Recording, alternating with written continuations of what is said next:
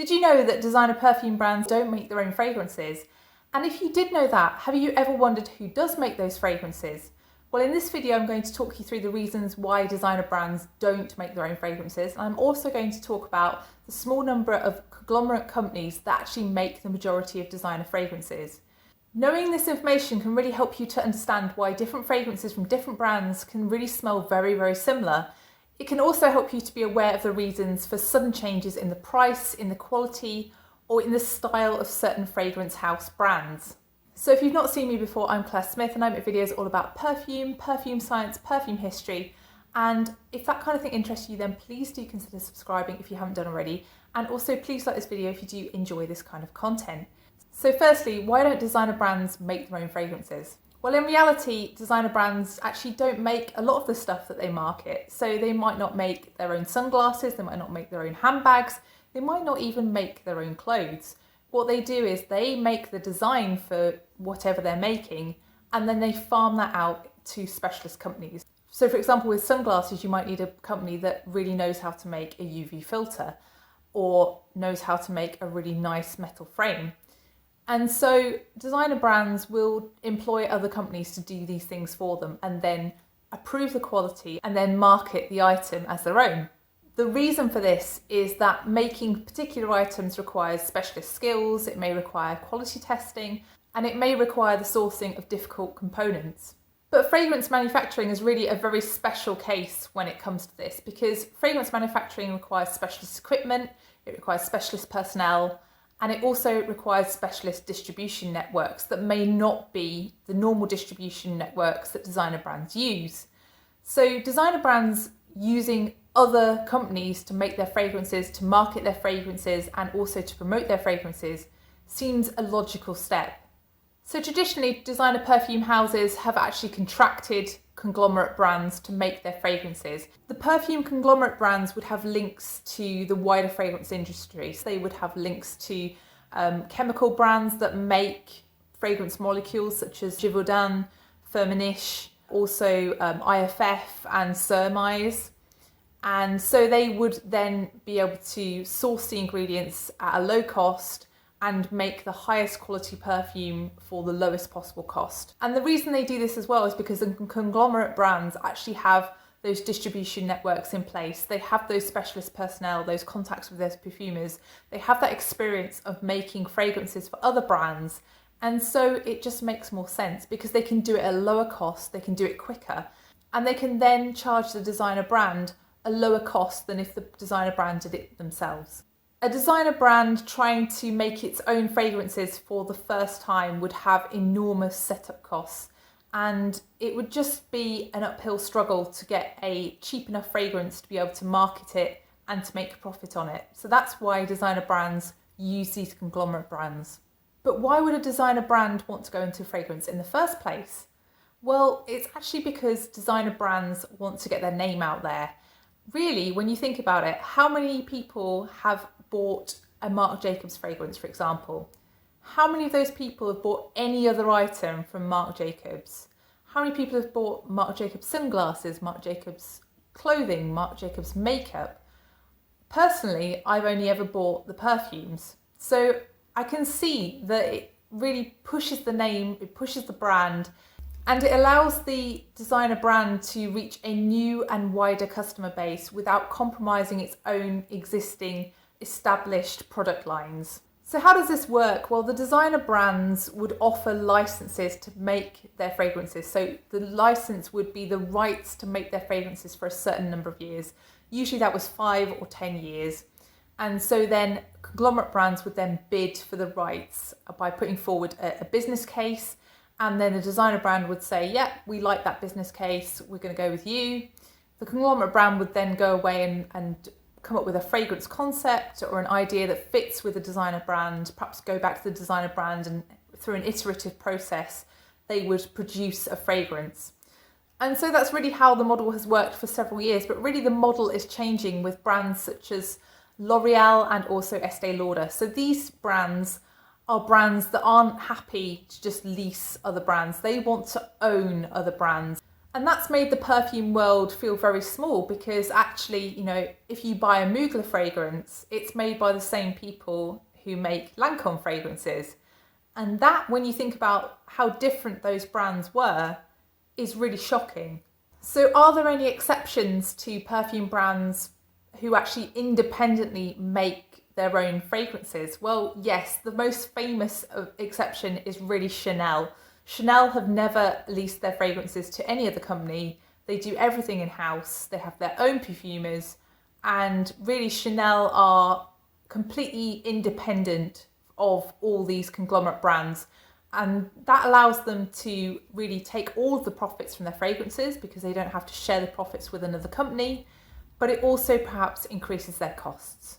So are there any other fragrance brands that operate like Chanel? Well, not really. I think most of them have joined perfume conglomerate brands now. Even brands that you would think of as very independent, such as Gaga, are now part of larger conglomerate brands. So who are the biggest players in the perfume conglomerate market, and how many different brands are there making these fragrances?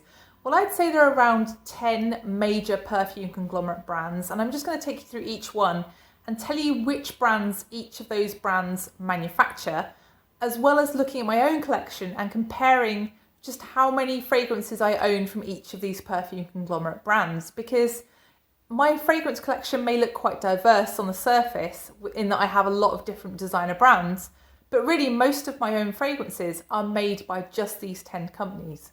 So the first brand is Coty, and Coty make fragrances for brands such as Burberry, Marc Jacobs, Gucci, Jill Sander and Chloe. And actually it's interesting because Burberry tried to go it alone back in 2013 and tried to make their own fragrances independently of a perfume conglomerate brand.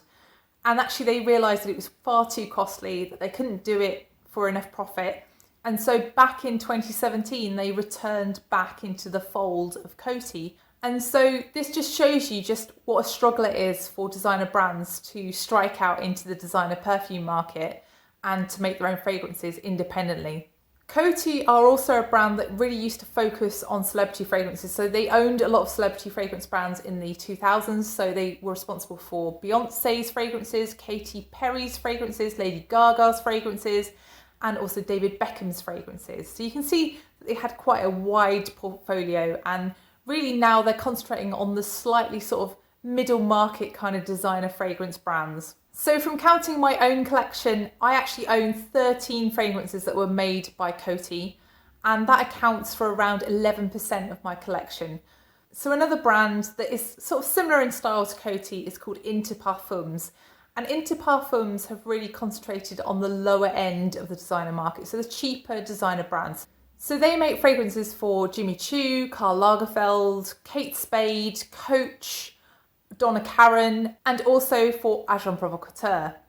I actually used to have quite a few fragrances from Interparfums, but I think I've actually used quite a lot of these up, and I only own 3 different fragrances from Interparfums now. So that totals 2.5% of my collection.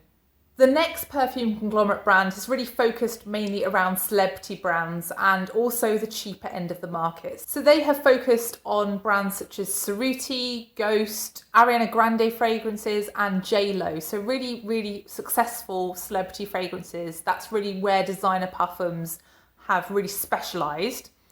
I actually own 3 fragrances from designer parfums in my collection, which again totals 2.5% of my entire collection.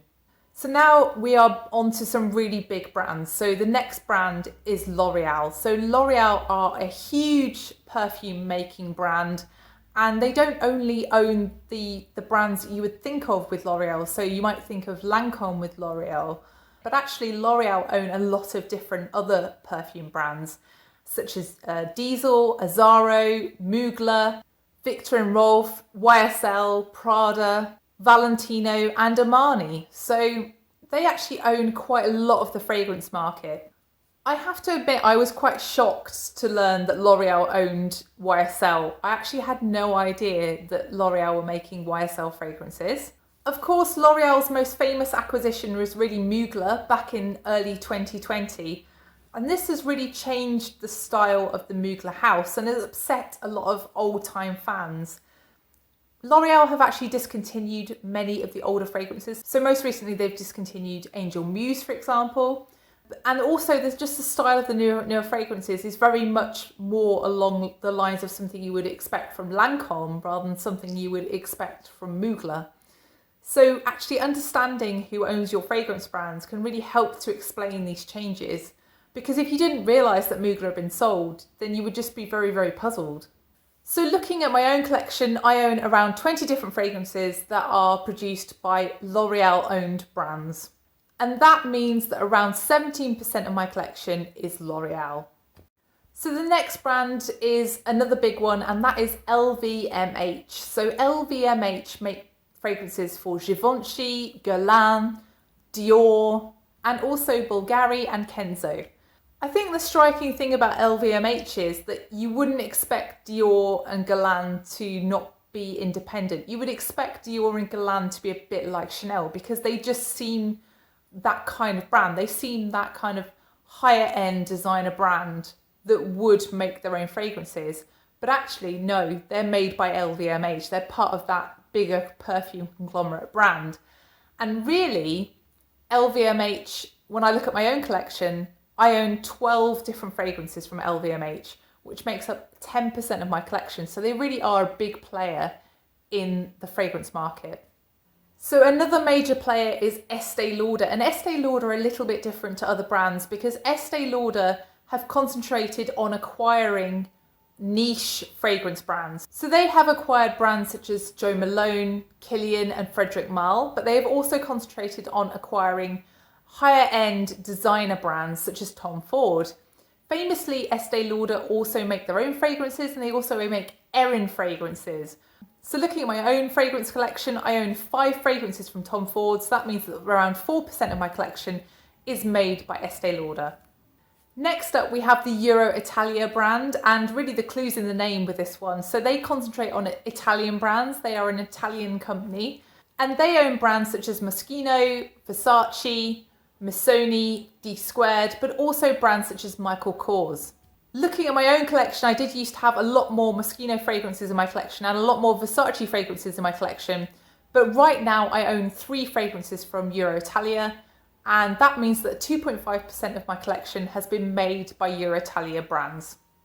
So the next conglomerate brand is a Japanese brand, and this is Shiseido. So Shiseido actually own brands such as Issey Miyake, also Narciso Rodriguez, Dolce & Gabbana, Zadig & Voltaire, and also Serge Lutens. Serge Lutens really surprised me, actually. I really felt like Serge Lutens would be an independent fragrance house, but it isn't. It's owned by Shiseido.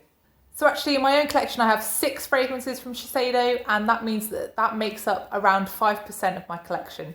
The next brand we're going to look at is called Puig. So Puig are a Spanish company, and they actually own a load of different fragrance brands, and they have really shifted from leasing brands to trying to own them. So for example, Puig now own Penhaligon's fragrances, which is ironic because Penhaligon's is a very notoriously British style brand, but actually it's a Spanish owned brand now. Puig also own the rights to make Jean Paul Gaultier fragrances, Paco Rabanne fragrances, Caroline Herrera fragrances, and also Nina Ricci fragrances. More recently, they have gone into the higher end of the market with brands such as Dries Van Noten. So they bought the rights to make Dries Van Noten fragrances, and they are having really good critical success with their Dries Van Noten fragrances. But Puig have been struggling of late, and they've lost a lot of contracts to other companies. And so I think that's really what's prompted this shift into the higher end of the market, perhaps. So I own around 6 fragrances from Puig, which means that around 5% of my collection are produced by Puig. So the final big player is really Phoenix Beauty. So Phoenix Beauty own Elisab, BDK, Kieran, also Chopard, and also Banana Republic and celebrity fragrance brand Billie Eilish. In my own collection, I have 3 fragrances from Phoenix Beauty, which means that 2.5% of my collection are produced by Phoenix Beauty. So this is a far from exhaustive list of perfume conglomerate brands, but really when you look at my own collection, quite a significant chunk of it is made by just 10 brands. So 74 of my 119 fragrances are made by these 10 brands, which means that a total of 62% of my fragrances are made by these 10 brands. So you can see that these perfume brands actually cover a huge part of the perfume market, and really the 38% that aren't owned by these in my collection are the smaller brands, or they are the older brands, or perhaps the Middle Eastern brands, or even the niche or indie brands that just aren't part of these perfume conglomerates. There are also a few conglomerates that I didn't mention in this video. So for example, Parlux and Revlon. If you've got a lot of fragrances from Elizabeth Arden or a lot of celebrity fragrances in your collection, then those brands may be more important to you. So what about you? Did you realise that these 10 conglomerate perfume brands actually own all of these different designer perfume brands? I'd be really interested to know how much of your own collections are owned by just these 10 brands. Also, if you haven't done already, then please do consider subscribing if this video has interested you. And also please like this video if you have enjoyed this video. So thank you so much for watching, and I'll see you in the next one. Bye.